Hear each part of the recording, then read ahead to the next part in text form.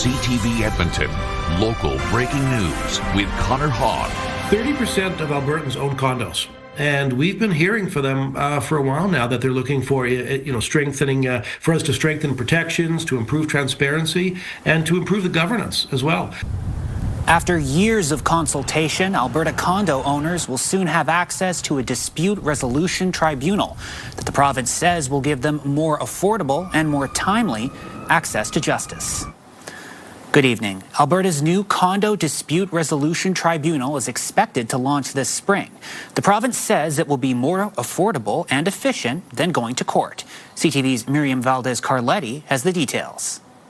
Condo owners can soon choose to skip the court system when trying to settle a dispute. A dispute resolution tribunal is coming this spring, similar to what BC and Ontario already have. That can be costly and it can be time-consuming. So having a condo tribunal dispute mechanism is going to give affordable, timely access to justice for condo owners. The tribunal will also be able to handle issues over money sanctions, access to documents, and annual and special general meetings. They're not going to be spending tens of thousands of dollars in special assessments down the road to fix something that should have been built properly in the first place. Another change the province is making is requiring developers to get a technical analysis by an independent engineer or architect of new condos. We know that condo owners, for many of them, it's their first home, and so they want to have some visibility to what future repair bills might look like and give them a chance to plan and prepare. The local branch of the Canadian Condominium Institute says the tribunal has been the #1 ask for condo owners. We're pleased to see that it will be a bit more of a limited jurisdiction when it first rolls out to really get the tribunal's feet wet and make sure that things can get processed in a reasonable amount of time. Condo lawyer Roberto Noche says people can still get legal representation with this tribunal. Opinions and feelings don't really play well in a tribunal because the tribunal has to make decisions based on evidence. Filing an application will cost $150. Condo owners will also be asked for an annual $9 fee as of April 1st to fund the tribunal. That $9 is $9 today. Over time it will increase because costs will eventually increase. So it's not a free service.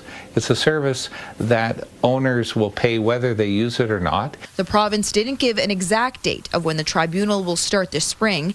Applications will only be accepted then. Owners will then have 1 year from the dispute to file an application. Miriam Valdez-Carletti, CTV News, Edmonton.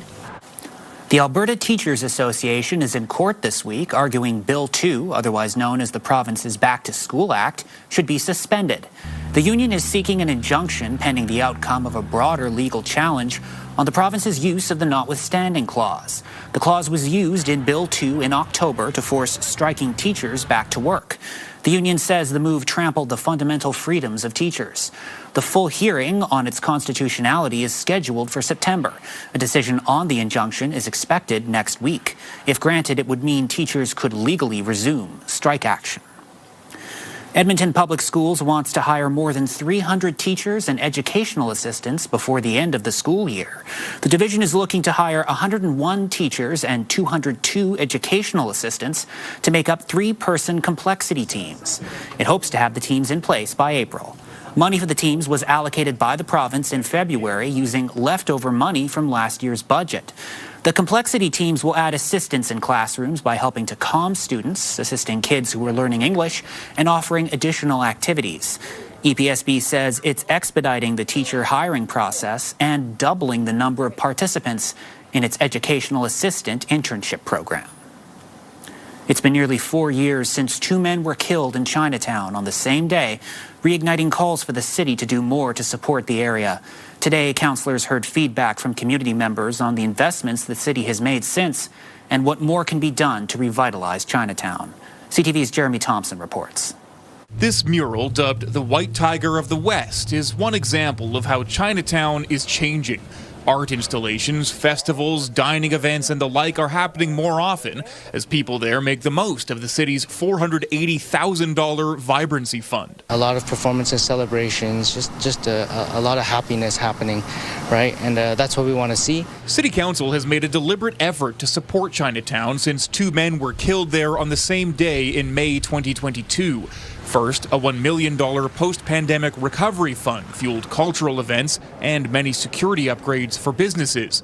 Recovery gave way to vibrancy efforts in 2024. Really appreciate the work that's been happening to date in Chinatown. We've been seeing progress. More needs to happen. Council intends to keep the vibrancy fund going through 2030. Its executive committee heard from community members on where to focus those dollars. We're not asking you to save Chinatown. We're showing that Chinatown is already stepping up. Invest in that. Partner with that. Walk with that. I've been seeing the positive change. At the same time, when I'm out there later at night, you can see a lot of folks that are still struggling, especially around the shelters. Addiction, homelessness, and cleanliness are still major concerns in Chinatown, making it hard to shake the stigma around safety. Councillors asked city staff for a report on a possible community cleanup program. There's a lot of things happening in Chinatown that's out of the city's control. But I do think cleanliness is something that is within our control, and I am very much welcome new creative solutions. Councillor Tang also wants to explore removing this old rail bridge and offering housing incentives for the area. Over the years, we've invested in lots of different things, but I think infrastructure, capital upgrades is really important. Between neighborhood renewal, replacing the Harbin Gate, and overhauling Mary Burley Park, the city is already spending more than $80 million on infrastructure in Chinatown, a new foundation for the community's future. Jeremy Thompson, CTV News, Edmonton. The province is warning about potential measles exposures last week at the Stollery Children's Hospital and the University of Alberta Hospital. The alert covers multiple places in the Stollery and U of A hospitals, including the public area near the 112th Street entrance and both emergency departments. Anyone in those places on Wednesday between 8:30 a.m. and 1 p.m. and on Saturday between 5:20 a.m. and 3 p.m. should watch for symptoms. Symptoms include a fever, cough, runny nose, and a rash, usually beginning behind the ears and on the face. If you develop measles symptoms, you should call the measles hotline before visiting a hospital or a doctor's office. A war of words is brewing between the Alberta government and the city of Calgary. Calgary Mayor Jeremy Farkas is floating a plebiscite to push back against provincial tax hikes. Property owners in that city will be hit especially hard after tax increases in this year's provincial budget. Some city councillors call the move performative, while a taxpayer group says the fight is worth it. CTV's Jordan Canagan has more. Could Calgarians go to the polls about provincial property taxes? I'm a fan of plebiscites, putting something out to the people. There's no more direct democracy than that, even if there is a cost. And there is a discussion to be had whether maybe the city of Calgary collects our education taxes. A possible plebiscite is one idea put forward to push back against increases in Alberta's education property tax, something that will hit Calgarians especially hard. A 21% hike will see single-family homeowners pay $339 more to the province this year. Provincial taxes on condos will climb $129, and multi-residential properties will jump 29% to pay more than $1,200 more. Edmonton will see increases of about half that. Well, technically, yes, folks in Calgary might be getting screwed more than folks in Edmonton. All of us should be super angry at the provincial government for sneaking through this property tax increase. The mayor is right to fight this. Mayor Jeremy Farkas says Calgary isn't seeing that money coming back from the province, calling it an equalization payment to the Alberta government. Some people have said that the state of the increase of the transfer payments, the property tax increase from the provincial government is akin to how some would describe Alberta's treatment in terms of Confederation. City officials shot down an idea to send two property tax bills to separate city and provincial increases. Some say Wednesday's special meeting was not a good use of time. Again, just performative. We didn't really accomplish anything today. A lot of questions could have been sent through an email. Jordan Canagan, CTV News, Calgary. Mounties are looking for help with a fatal crash investigation in northern Alberta last month. RCMP released dashcam images of a black Ford F-150. They say the truck passed a semi that was hauling lumber in bad weather and forced the semi into a head-on collision course with another semi that was carrying petroleum. The rig avoided the pickup and rolled in the ditch. The semi-driver later died, and the pickup driver did not stop. It happened near Smoky River on February 18th. Mounties want to hear from anyone with information. Police are reminding fraud can affect anyone in any stage of life, especially as artificial intelligence becomes more prevalent. Edmonton Police and RCMP marked the start of Fraud Prevention Month with an information session today. Police say AI is making scams more dangerous because it can polish language, create a highly personalized message, and fake voices. You can still look out for fraud tactics, which they say are almost always the same. They're still preying on urgency. They're still putting out bait about some sort of tax return or prize, but they're using AI to facilitate it. So as long as you can identify kind of that underlying fraud tactic of making you act before you think, the AI is just a component of it. The RCMP say once fraud is successful, money is usually lost forever. It also says prosecuting fraud can be difficult, especially if it originates from overseas. Canada's para-hockey team is in Italy heading to the 2026 Paralympic Games. The team features a number of people with Alberta roots who are hoping to inspire the next generation of players. CTV's Evan Kenny has more. Been playing ever since, and I'm not slowing down. Alana Ma knew sledge hockey was her sport the first time she hit the ice at 7 years old. It just felt so freeing, and I was just ripping around on the ice, and it was never anything I've ever done before. So it was such a love at first sight. With the speed and physicality, and just the intensity of the game, I think people, if they aren't aware, it's very similar to the regular stand-up game of hockey. All of that will be on full display starting Friday at the Paralympics. We're going to make Canada proud, and we're excited to showcase the game. Boris Rabulka has coached more than 1,000 regular hockey games. He joined Canada's national para-hockey team 3 years ago. And it wasn't catching me off guard, but impressed me was what shape they're in.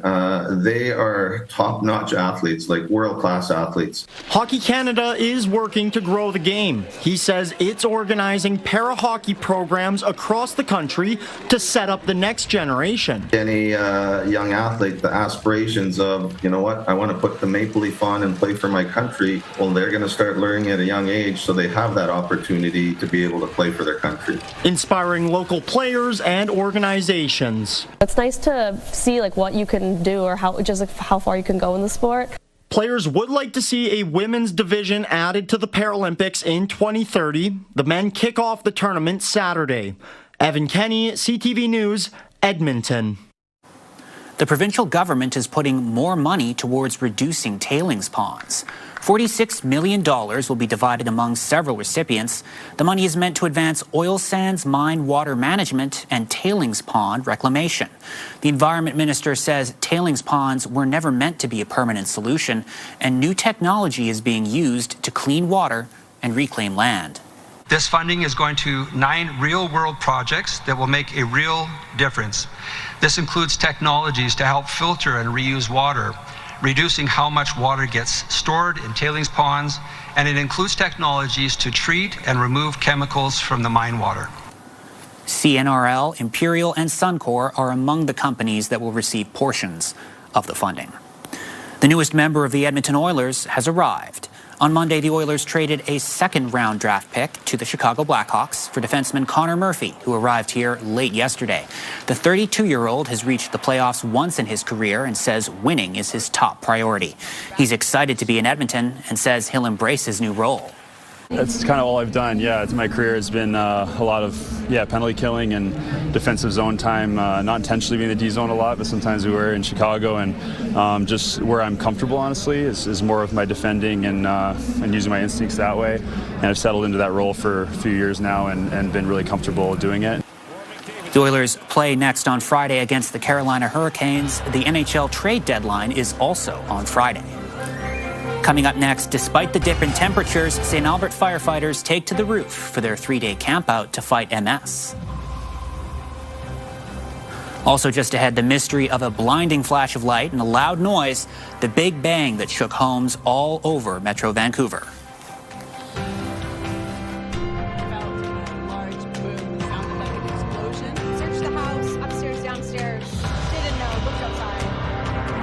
Good evening, folks. One last cool day today. We got to -9 for a daytime high, closer to -20 for a high in Fort McMurray.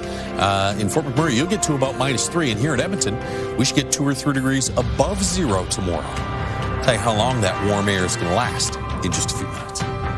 Programming brought to you by James H. Brown Injury Lawyers, the heavy hitters of injury law.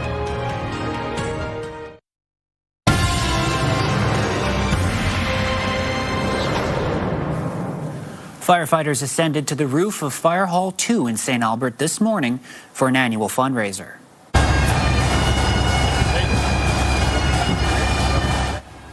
They're spending 3 nights there to raise money for Muscular Dystrophy Canada. The disease causes muscles to become weaker and lose mass over time. Camping out in the cold can simulate the challenges people with muscular dystrophy face. The participating firefighters will be making the most of it. I'll DJ this event as well, so I also love playing music, and it keeps the spirits high. When it gets colder, when it's darker, getting some music, getting some movement, gets people going. The firefighters are hoping to surpass funds raised last year by collecting more than $50,000. In-person donations are encouraged. You can also give online. A rash of gym locker thefts in Calgary has police and facilities sending out a warning to make sure you lock up your belongings.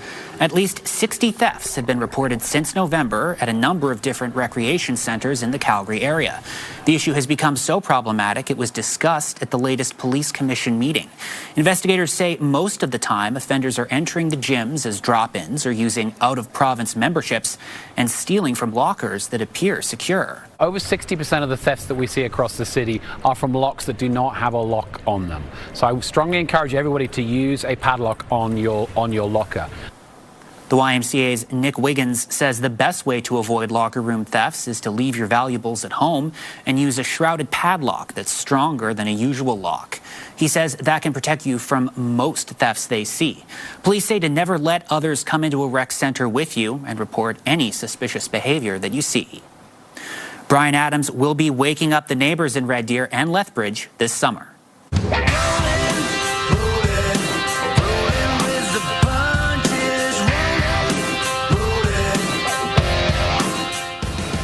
Adams will be in Red Deer on September 10th during his cross-country tour. Roll with the Punches makes a stop at the Marchant Crane Centrium in Westerner Park. Ticket sales begin Friday at 10 a.m. For Edmontonians who want to see Adams, you should plan on traveling. The only other tour stop in Alberta is in Lethbridge on September 8th. In Metro Vancouver, all the talk is about a big bang last night. A flash of light followed by a boom that shook windows. CTV's Sinjan Alexander has more on the fireball that thrilled and puzzled people from Vancouver Island all the way down to Seattle. When a guest of the supersonic variety suddenly drops in on Metro Vancouver, this is what it sounds like. Just after 9 o'clock Tuesday, the night sky lit up. Then, nothing. Not for a couple of minutes. Until...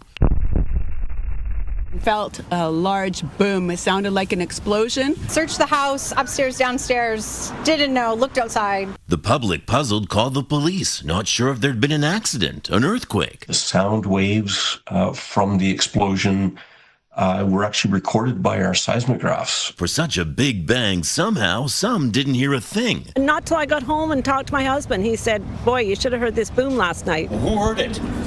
I did. And who didn't? We did not. Now, BC's surprise visitor was a meteoroid, roughly 10 to 100 centimeters large. Big enough, say astronomers, to be considered a fireball, or what's known as a bolide. They come in with so much energy, hitting the atmosphere, the denser parts of the atmosphere causes the rock to just break apart. They begin to vaporize, melt, and dump an astounding amount of energy. We just heard like a big boom, and then like our front door was shaking. You know when you feel a large boom and it just reverberates in your body. Meteors are constantly bombarding the Earth, so it's not that unusual. The treat is that it was big enough that we got to see it and hear it as far away as Washington State. Now, it's possible some pieces survived and may have landed around Whistler or Pemberton. However, it's a very mountainous area, and I don't expect any pieces to be recovered. It was very nice this morning to figure out what that sound was. Anyone who missed it needn't worry. Another cosmic guest will drop by soon enough. We just won't know when. Sinjan Alexander, CTV News, Vancouver. Coming up, the EPS bomb unit is hard at work on one of its most important missions, building beeping Easter eggs so kids who are visually impaired can have their own Easter egg hunt. do it on their own, gaining that independence and that confidence and having the fun themselves.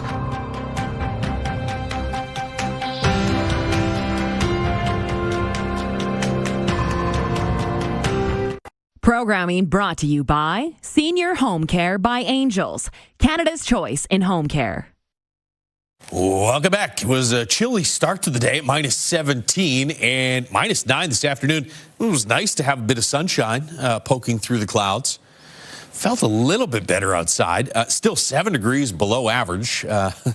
We should be not only above average, but above zero by tomorrow. You get some flurries and light snow moving across parts of north, especially northeastern Alberta tonight into tomorrow morning.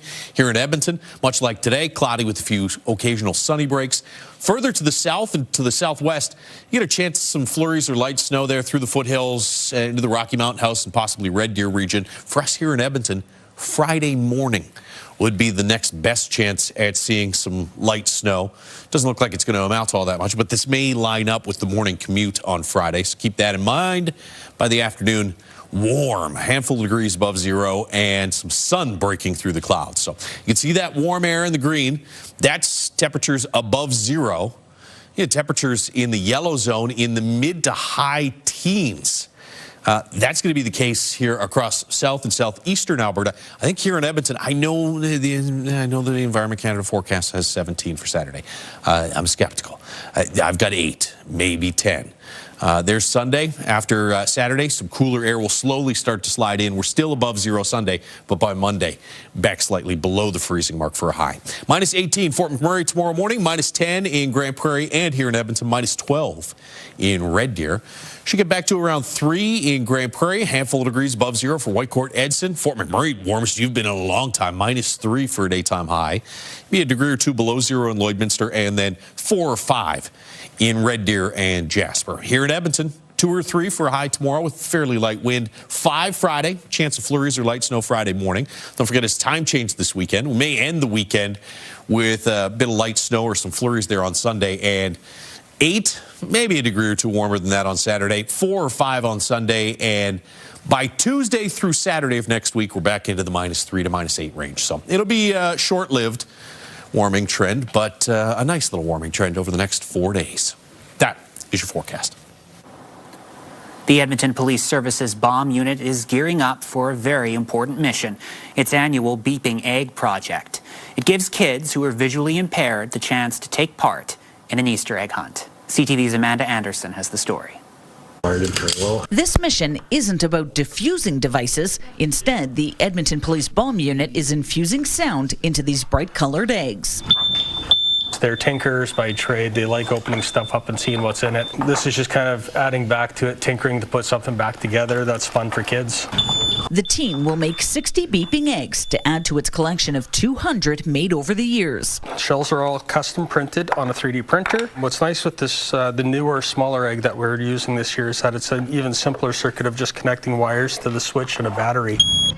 Later this month, the team will hide the eggs as part of an Easter egg hunt for kids who are visually impaired. They weren't able to participate in Easter egg hunts because they can't see the eggs, but these Easter eggs that emit this auditory sound allows them to participate. There were just 18 kids when the Beeping Egg project started 5 years ago. Now at least 40 take part. Detective Ryan Catcher says seeing the kids and how they respond to an Easter egg hunt designed to include them has been emotional. I've seen kids their first year being very timid and needing help and guidance, to the second year where they've been able to go out by themselves, do it on their own, gaining that independence and that confidence and having the fun themselves. And we get to see that, and we get to see the change in their life. The Beeping Egg project is funded by the Edmonton Police Foundation, which relies on donations for this and other community projects. To utilize the unique skill sets of the Edmonton Police service members and to connect them to community. Policing just isn't about just enforcement, but it is about compassion, service, and serving the community and connecting one another. Registration for this year's Beeping Easter Egg Hunt can be done through the CNIB. It's happening at TELUS World of Science on March 28th. Amanda Anderson, CTV News, Edmonton. That's our show for tonight. For the latest news anytime, visit our website, ctvnewsedmonton.ca. From all of us here, thanks for spending your time with us. Have a good night.